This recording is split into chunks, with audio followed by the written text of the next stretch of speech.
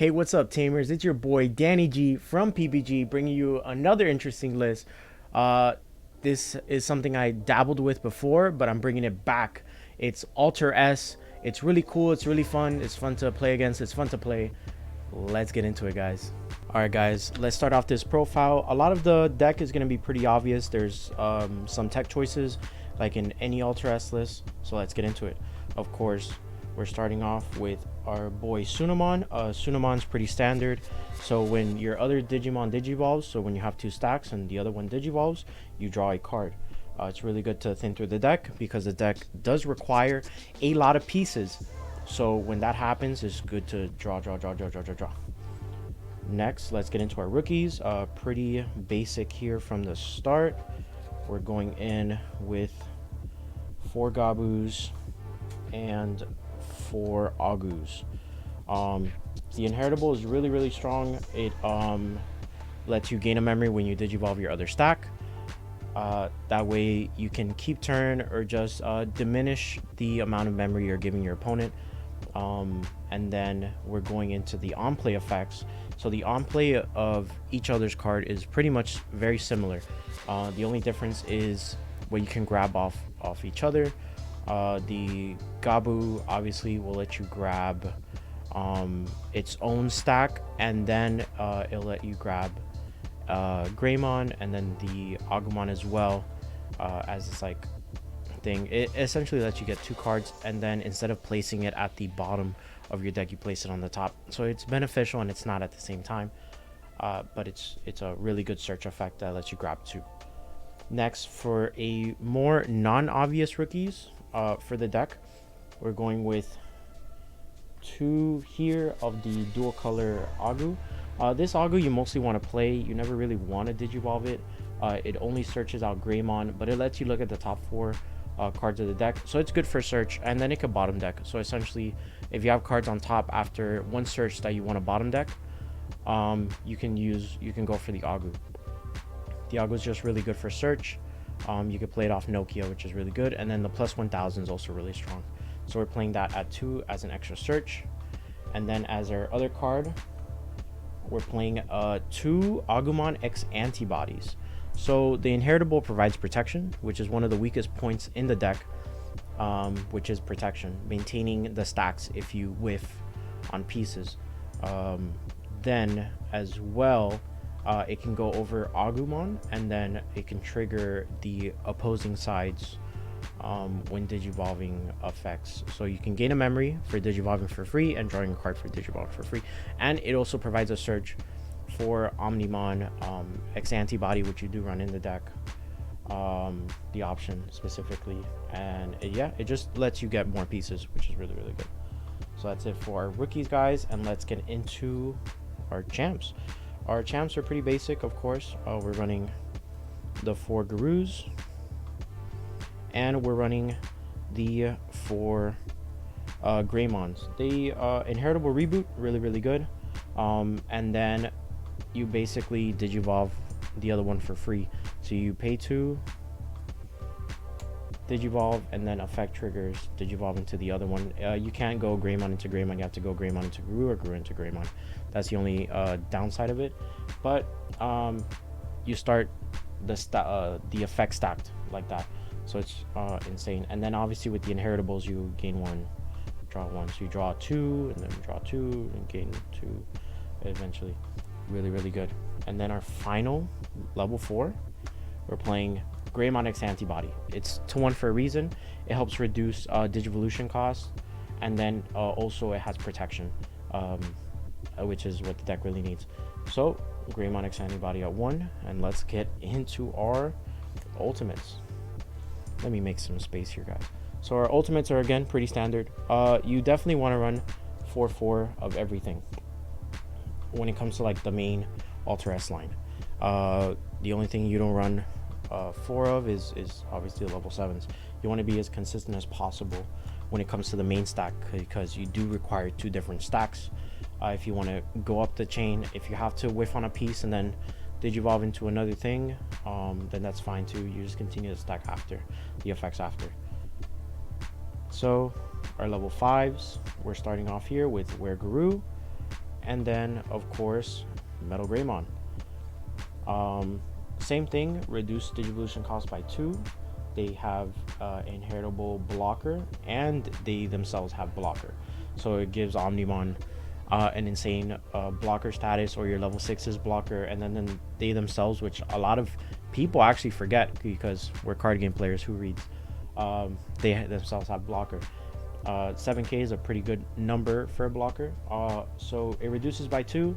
So when you go Digivolve, let's say Metal Greymon, it's reduced by 2 initially off of the champions. So you're Digivolving an ultimate for 1, then go again into Weregrew, or vice versa, Digivolve for 1, and then you get into your level 6s from there. Pretty standard card, nothing crazy, it's just blocker. Blocker's really good. Then our one of over here, Metal Greymon X Anti. Digivolves for 1. If you want to pause the stack, always, guys, it's always okay to pause on the stacks if you have the memory for it, or you just want an extra protection or extra layering. I always recommend it. You don't just want to go full send, because if you lose a stack and you don't have a piece, you're out. Digivolve for 1. The inheritable is crazy. Where reboot, which you do have, naturally, you trash. This deck mostly trashes instead of hitting, so it's a really good deck for that reason. Then obviously the protection on this, specifically with Shine running around, not being able to DP reduce, it's really good. It would lose it the moment you get into the Alter S, because it is a new Digimon, so it wouldn't have seen the when Digivolving effect.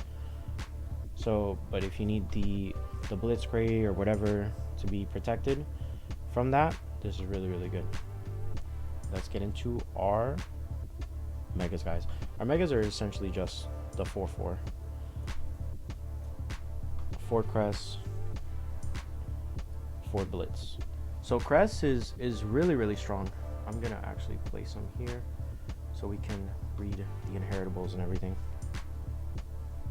So the Crest is really, really good because it can bounce off inheritable and off when Digivolving. If you don't have the Blitz to go into, you can use the bounce. It bottom decks actually. Yeah. So you total cost 6, and then you bounce it, and then the Blitzcray, the Digivolves 1 on 3 of your opponent's Digimon. The Crest is honestly a way stronger card because of it, and then the when attacking effect is also really, really strong because of it. What essentially you would do is, since these reduce by 2, so you Digivolve into the first one for your 2, and then the other one for free off the second one Digivolving effect. You can only trigger one of them. So essentially you would Digivolve, let's say Crest for 2, and then Digivolve into Blitz, and then Blitz would let you go into your Alter. As 3 when Digivolving effects, it'll let you Digivolve into Blitz for free, and then Blitz, even though it passed turn, which it usually will, you then Digivolve into Alter, trigger Alter's effects, which we will go over with right now. Then that is our Megas. Let's get into our level 7s. Of course, we're only playing 3 Alter S. You don't want it to clog your hand too much, but you want it at 3 just because you want to see it enough. So when Digivolving, you're going to delete one of your opponent's 8k or less, and then you're going to also bottom deck a level 6 or higher, guys. Then all turns, if it would be deleted, what you can do is you can place the Omnimon on top of your security stack, and then you could push both the Crest and Blitz out from the stack and leave it on board. That's a really good protection piece. We also do run the X-Antes and everything to protect the stack a little more, because the stack is very important, just because you can further your gameplay off the draw and gain 1 as well. So you definitely want to keep that in mind. But Alter S, the self built-in protection is really strong. You kind of want the protection from the X-Ante to be on the Alter B, because Alter B would go into another card I'm playing of. Even though it's a 1-of, you do draw a lot with this deck, which is very mindful when it comes to decking out. Alter B, one of the stars of the show, guys. Alter B essentially digivolves 3, one of your opponent's Digimon, and then it deletes accordingly to the amount. Deletes total cost 6 or less. Once you digivolve 3, essentially that opponent's Digimon is cooked. It'll get over pretty much anything. And then when attacking is really strong because you detach exactly the Blitz, the Alter, and the Crest from the stack, and then you would trash two security from that opponent. So Blitz, when attacking, trigger it first, trash 1. When attacking, bottom, trash 2 more. So you essentially trash 3. This hits for the 4th. If you poked early enough, you could do that. You could basically go for game off the trashing. There's a flex spot in this deck between both X antibodies that are out for Omni. I prefer the old X anti just because it's a really good just controlling the board in case of attacks. You would have reboot and blocker as well, so you could essentially block, you could trash, block, and then you could also detach to stop attacks.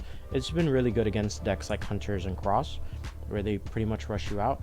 If you have nothing else on board, Hunters has a harder time struggling with the Superior because you wouldn't have anything else on board for it to tuck, which is essentially the case. A lot of times you wouldn't have much on board.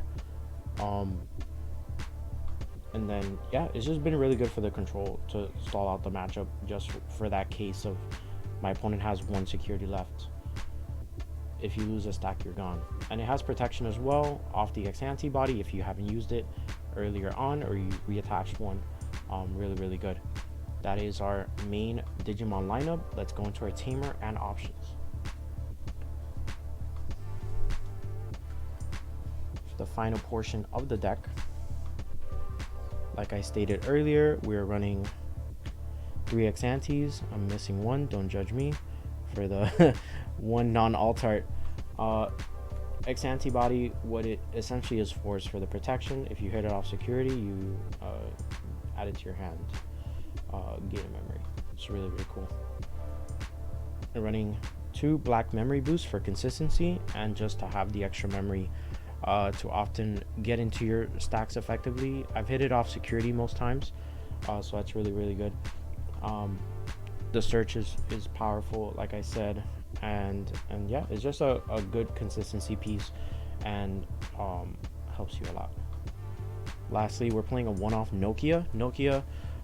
If you open it up, opening hand, when you digivolve 1 rookie on one side and then you play Nokia to pass turn, play another rookie, it's a good combo starter, and the reduction of cost is really good. I recommend Nokia at 1. You draw enough where you do see her. It's not a card like the Dual Tamer where it kind of hurts you later in the game to play because you never have the time or the memory to want to play a 4-cost Tamer that doesn't provide much. And since you have the protection, the recovery from the Dual Tamer is not required. Some people do play the old white Dual Tamer where it gives security +1. You already have enough trashing with the deck and stall potential and blockers, so you don't want to ever really play a 4-cost Tamer if it's not providing something for you guys. And that's pretty much the deck profile, guys. Thank you. Alright guys, thank you for watching this deck profile. If you liked it, make sure to like, comment, and subscribe. If you need some singles, make sure to check our affiliate links down below. Check out our Patreon. And as always, guys, stay topping.